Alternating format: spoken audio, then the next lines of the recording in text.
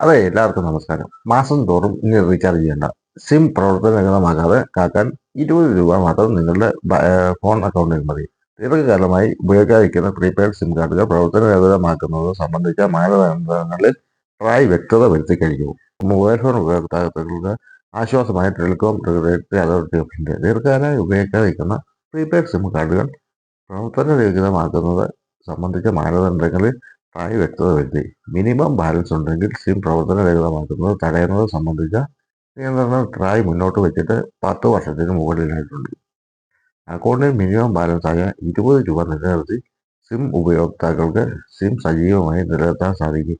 അതായത്, നേരത്തെ സിം സജീവമായി നിലനിർത്തുന്നതിനായി ഒരു നിശ്ചിത തുകയ്ക്ക് ഏകദേശം 190 രൂപയ്ക്ക് മുകളിൽ ഉപയോക്താക്കൾ സിം റീചാർജ് ചെയ്യേണ്ടതുണ്ടായിരുന്നു.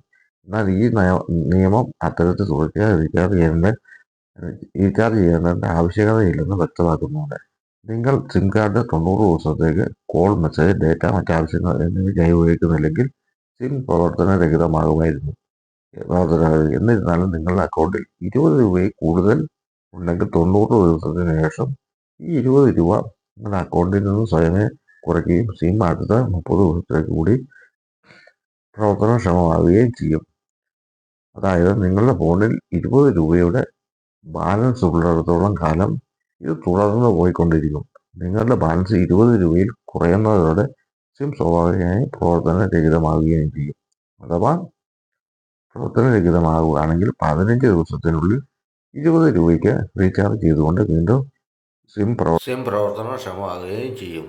ഇത് പ്രീപെയ്ഡ് കണക്ഷനുകൾക്ക് മാത്രമാണെന്ന് നിങ്ങൾ മനസ്സിലാക്കുക.